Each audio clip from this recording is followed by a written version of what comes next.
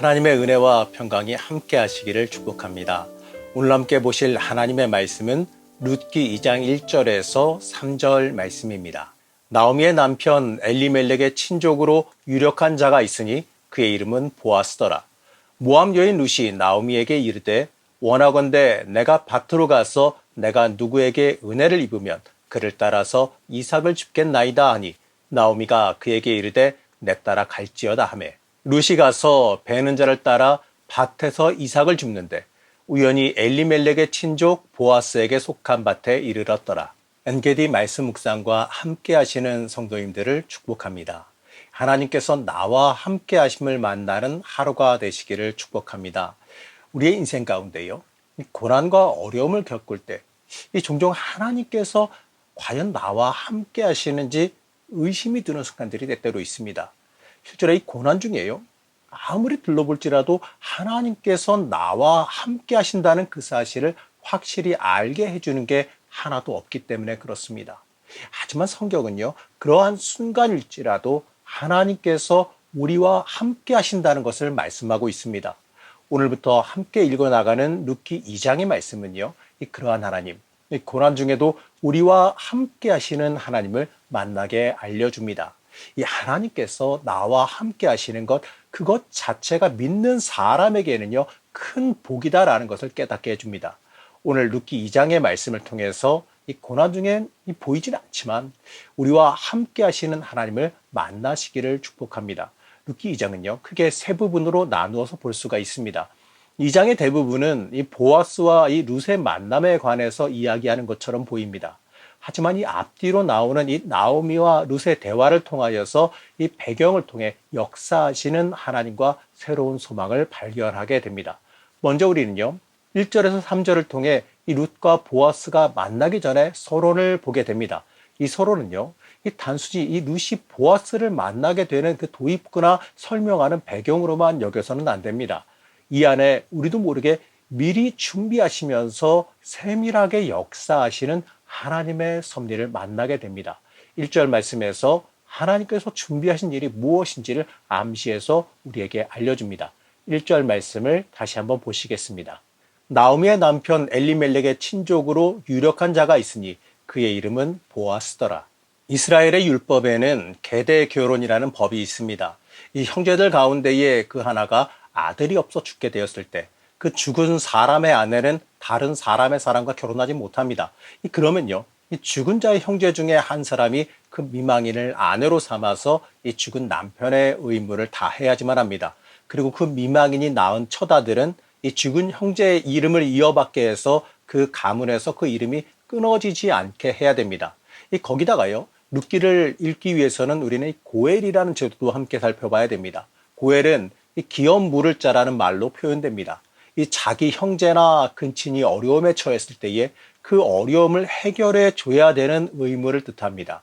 이 형제가 가난해서 자신의 땅을 팔게 되었을 때 그것을 다시 찾아서 소유를 되찾아 줘야 하는 겁니다. 그리고 형제가 가난해서 남의 종이 되었을 때에 그 신분을 되찾아 줘야지만 했습니다. 이러한 제도는요, 당시 시대에 이 어려움에 처한 형제를 돕기 위한 제도였습니다. 1절 말씀에서 남편 엘리멜렉의 친족이라고 표현하고 있습니다. 여기서 말하는 친족은요, 히브리어로 메유다라는 단어가 쓰였습니다. 이 단어는 혈연 관계로 맺어져서 서로 이 언약적으로 책임이 있다라는 뜻을 지닙니다. 이 관계는요, 이웃보다 훨씬 가까운 관계이고 기업 물을 자의 의미를 지니고 있습니다. 이 말은요, 보아스가 엘리멜렉의 며느리를 거둬야 한다라는 의미도 지닙니다. 이어서요, 보아스를 유력한 자라고 표현했습니다. 이 표현은 이 재력이 있거나 명성이 있는 사람을 뜻합니다. 이 말은요, 보아스가 이 베들레헴 지방에서 재력과 명성이 있는 지역 유지임을 알려주는 사실입니다. 1절의 내용은요, 단순한 배경 설명이 아닙니다. 하나님의 회복을 기대하면서 아무런 대책 없이 믿음만 가지고 베들레헴으로 돌아온 나오미와 룻을 위한 이 하나님의 예비하신다는 그 예비하심을 뜻하는 겁니다.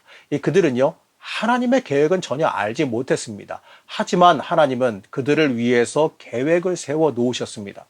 그러나 어찌되었든 간에 그들을 돌볼 의무가 있는 이 보아스를 만나야겠지요.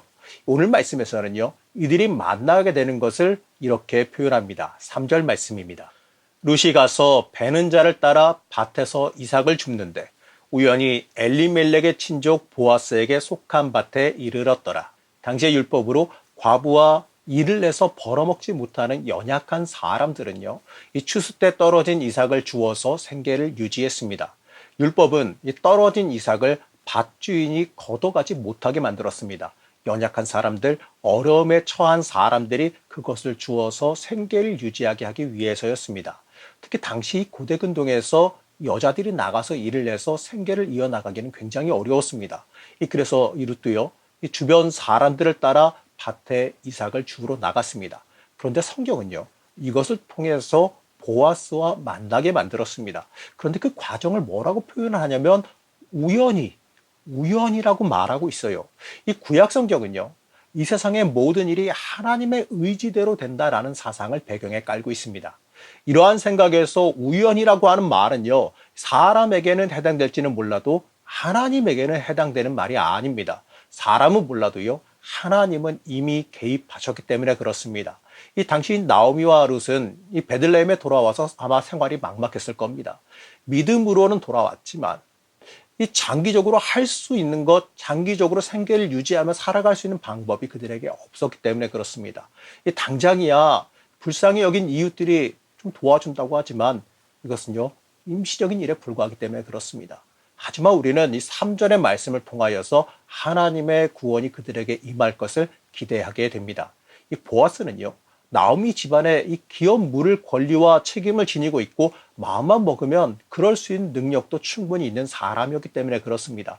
그래서 이제 이어질 하나님의 역사를 우리가 이 책을 읽어가면서 이 성경을 읽어가면서 이제 이어질 하나님의 역사를 기대하게 만들어주고 있는 겁니다. 사람에게는요, 우연이라고 느껴질 수는 있습니다. 우리가 이 크신 하나님의 계획을 다 알 수 없기 때문에 그렇습니다. 하지만 하나님은요, 크신 그 계획 속에서 우리를 잊지 않으셨고 우리를 준비시키며 이끌어가고 계십니다. 당장이야 막막하고 아무것도 보이지 않을 수 있습니다. 어렵고 힘들어서 당황스러울 수도 있을 겁니다.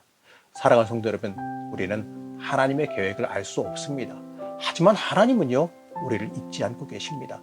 우리가 전혀 모르고 있는 사이에도 하나님은 이미 준비하시고 만들어가고 계십니다. 우리의 인생에도요, 하나님의 계획과 뜻이 있음을 잊지 말아야 됩니다. 또한 우리는 이것도 잊지 말아야 돼요. 룻이 믿음으로 삶 가운데 성실히 나아갔을 때에 그가 할 수 있는 그 모든 것을 다하면서 그가 할 수 있는 그 이삭을 주우러 나갔을 때에 하나님이 예비해 놓으신 계획을 마주하게 되었습니다.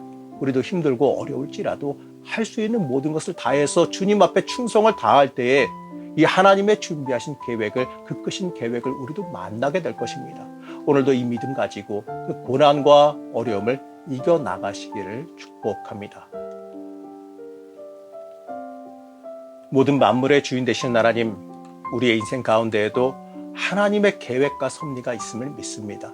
당장은 너무 힘들어 앞이 보이지 않을지라도 하나님은 나를 잊지 않으시고 일하고 계심을 믿습니다. 오늘도 함께하여 주셔서 소망의 하나님, 희망의 하나님을 붙잡고 이겨나가게 허락하여 주시옵소서.